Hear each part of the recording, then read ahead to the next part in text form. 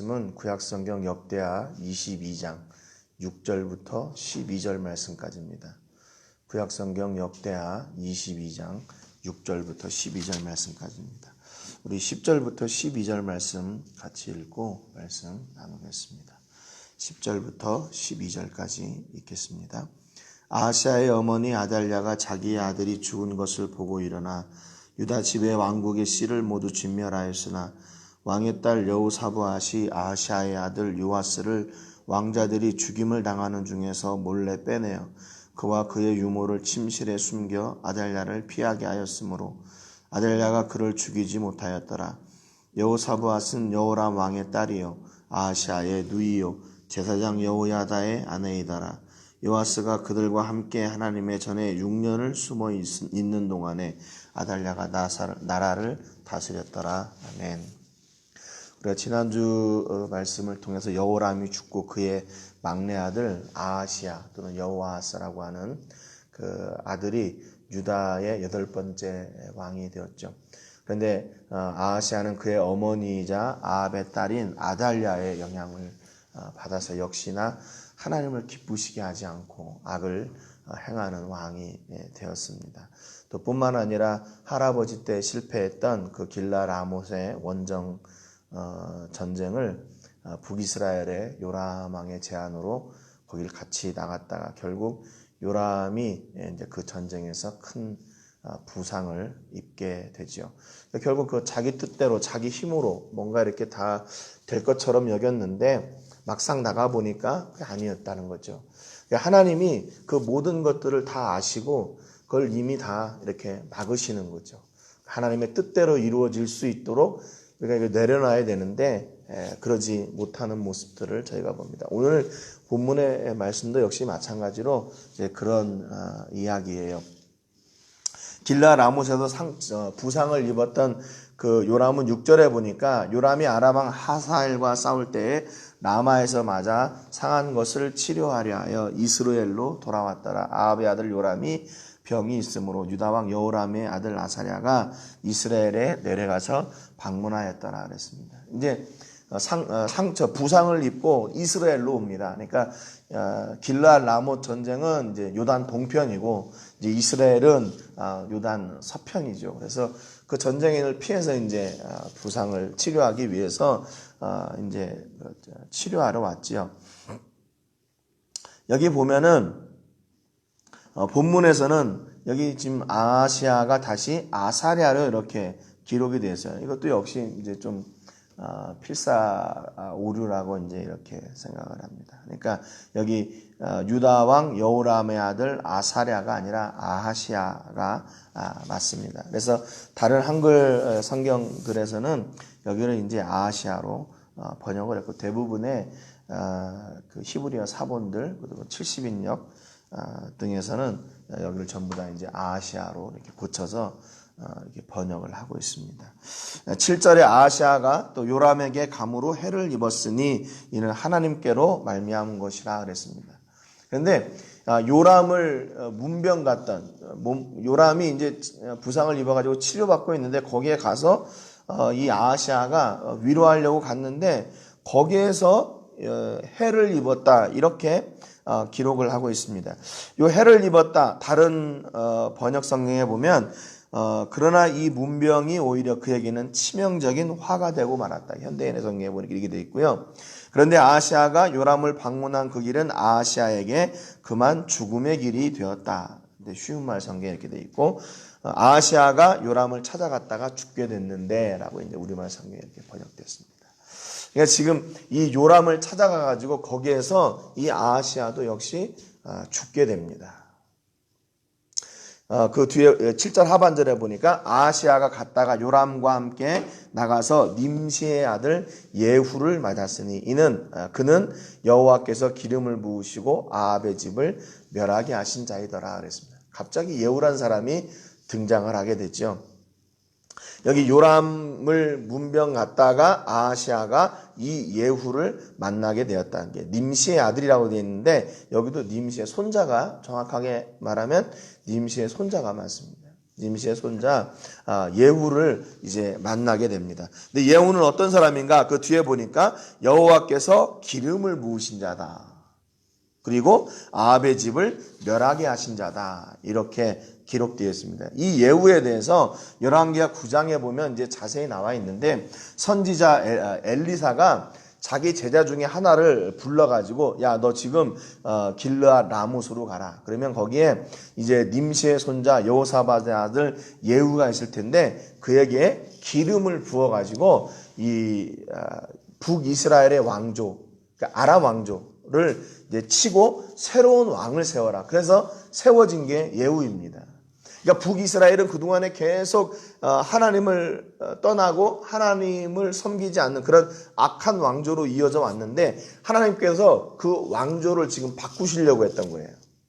새로운 왕조를 시작하게 하시려고 하나님께서 세운 사람이 바로 예후입니다. 그래서 예후를 통해서 그 아합의 자손들을 다 죽이고 북이스라엘의 새로운 왕조를 시작하게 하신 거예요. 그래서 이 예후에게 기름을 붓고 이 예후가 다시 이 요람과 아하시아를 찾아가가지고 그들을 죽이게 되는 거죠. 그래서 북이스라엘에 새로운 하나님을 섬기는 왕조가 시작되는데 바로 그게 예후입니다. 예후. 그러니까 하나님의 역사는요, 이렇게 잠잠하실 때는 잠잠하시는데 한번 하나님께서 일하기 시작하시면 그것을 돌이키거나 막을 수 있는 방법이나 막을 수 있는 사람이 없어요. 그동안에는 참으신 거죠. 그 아합이나 그 후손들이 왜 쟤네들이 저렇게 하나님을 섬기지 않고 제사장들을 죽이고 하는데도 불구하고 하나님이 왜 잠잠하고 계셨을까? 그걸 몰라서 그러신 게 아니에요. 몰라서 그런 게 하나님이 계시지 않기 때문에 그런 일들이 일어났던 것이 아닙니다.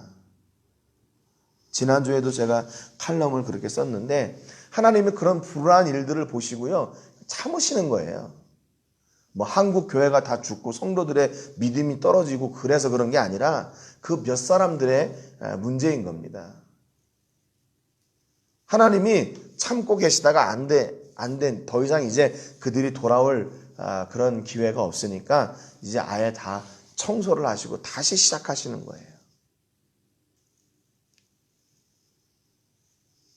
그래서 예후를 통해서 이제 새로운 하나님을 섬기는 왕조를 세우기를 원하셨던 거예요.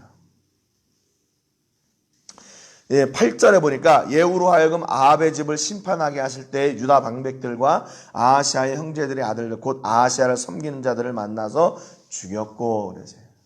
9절에 보니까 아하시아는 사마리아에 숨었더니 예후가 찾음에 무리가 그를 예후에게로 잡아가서 죽이고 이르기를 그는 전심으로 여호와를 구하던 여호사밧의 아들이라 하고 장사하였더라. 이에 아하시아의 집이 약하여 왕위를 힘으로 지키지 못하게 되니라 그랬습니다.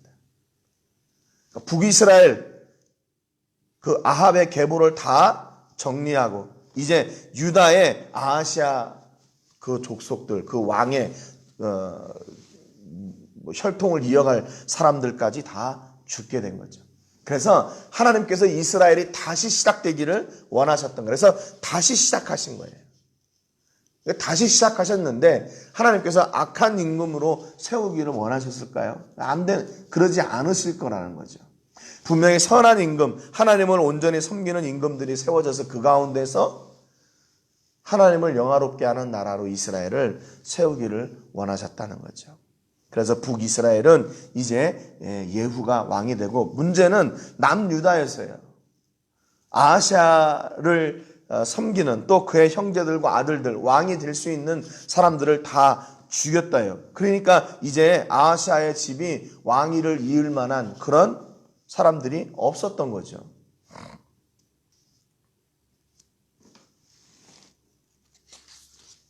그러다 보니까 이때 다시 누가 등장을 하게 되냐면 10절에 아하시아의 어머니 아달랴가 자기 아들이 죽은 것을 보고 일어나 유다 집의 왕국의 씨를 모두 진멸하였으나 그랬습니다. 이게 더 놀라운 일이 일어나요. 더 놀라운 일이. 남유다에 아하시아가 죽고 또 그의 아들들이 다 죽었는데 예후에 의해서 그의 어머니 아달랴, 이 아달랴가 누굽니까? 이 북이스라엘의 아합의 딸이에요. 아합과 이세벨의 딸이야. 그러니까 이 여자가 그때 무슨 생각을 하냐면, 내 아들이 죽었고 내 아들들 다 죽었으니까 이제 다 죽이자. 그러니까 여기서는 지금 이 아달랴가 자기의 아들이 죽은 것을 보고 일어나 유다 집의 왕국의 씨를 모두 진멸하였다. 이 말은 무슨 얘기냐면요, 예후가 죽였을 때는 그냥 겉으로 보이는 사람들을 죽인 거예요. 너 아들이고 뭐 이렇게 무슨 중요 직분에 있거나 권력이 있거나 한 사람을 죽인 거예요. 그런데 이 아달랴는 더 먼 친척들까지도 다 정리를 한 겁니다. 싹 다 죽였어요. 유다 집의 왕국의 씨를 모두 진멸하였다 그랬습니다. 그래가지고 어떻게 돼요? 이 아달랴가 남유다를 다스립니다. 그러니까 뭐 이거는 이 나라가 어떤 나라가 될 건지는 뻔한 거죠. 피로 세운 왕국이 되는 거죠. 피로 세운 왕국. 예? 아니 어떻게 이럴 수가 있어요? 자기 아들이 죽으니까 자기가 왕이 되려고 그 안에 있는 모든 그런 사람들을 다 자기 친척들 아닙니까? 그런데도 불구하고 다 죽이는 거예요. 11절에 보니까 근데 그때 왕의 딸 여호사부앗이 아하시아의 아들 요아스를 왕자들이 죽임을 당하는 중에서 몰래 빼내어 그와 그의 유모를 침실에 숨겨 아달랴를 피하게 하였으므로 아달랴가 그를 죽이지 못하였더라. 여호사부앗은 여호람 왕의 딸이요 아하시아의 누이요 제사장 여호야다의 아내이더라 그랬습니다.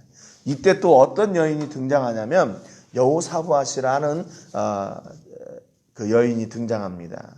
이게 누구냐면 엄밀하게 얘기하면 요아스의 고모고 이 아하시아의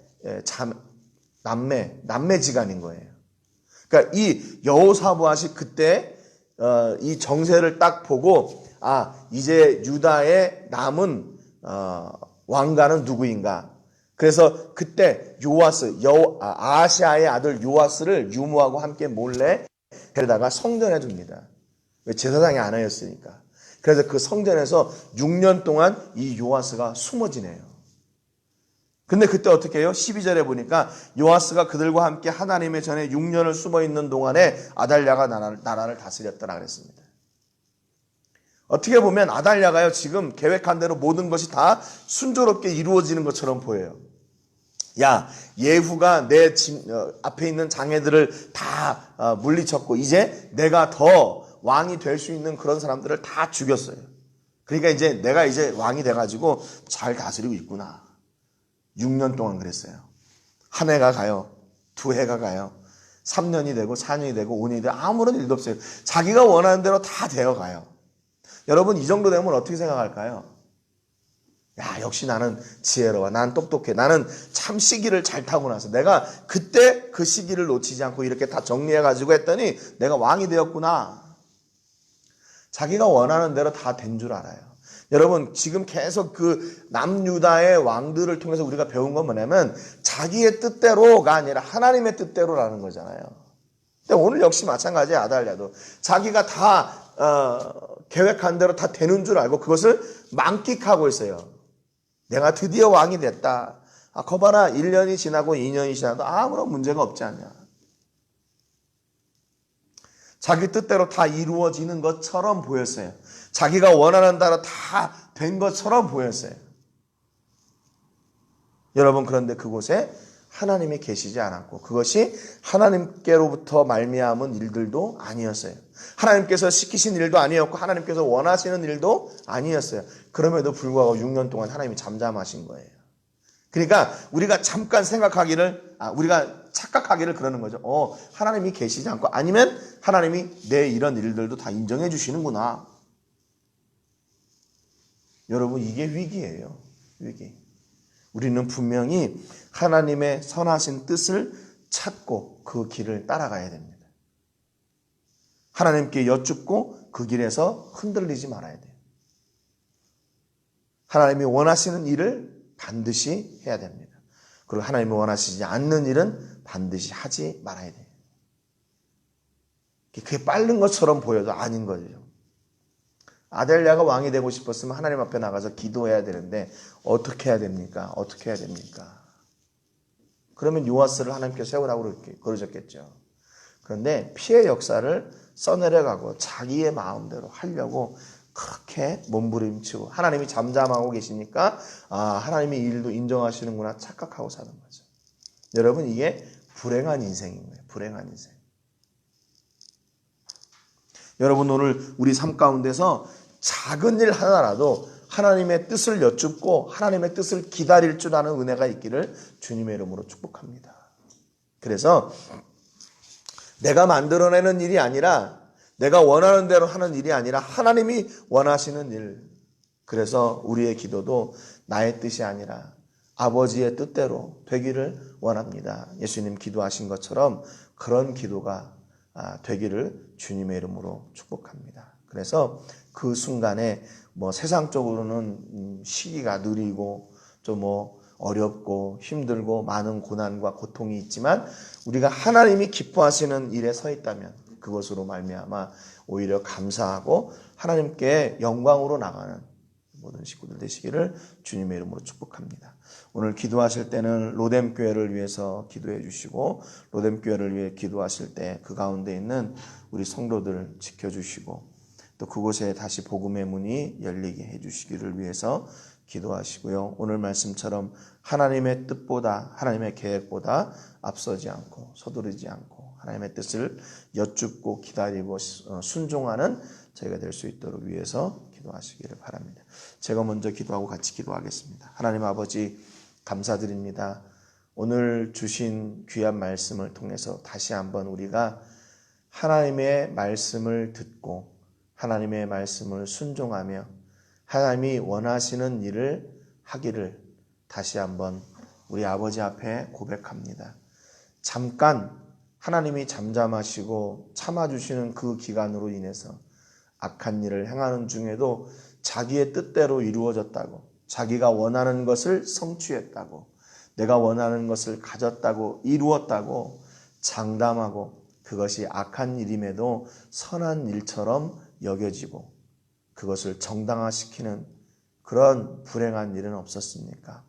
하나님 아버지, 우리가 매 순간 하나님을 찾고 기다리고 여쭙고 하나님의 은혜를 기다리며 나아가는 저희가 되게 하여 주시기를 원합니다. 그래서 더디 가도 하나님의 뜻을 쫓아가게 하시고 세상이 말할 때 좁은 길, 좁은 문이라 해도 하나님이 원하신다면 우리는 그 길을 선택하며 기쁨으로 나가게 하여 주시옵소서. 하나님, 오늘도 우리를 외면하지 마시고 잘못된 선택 가운데서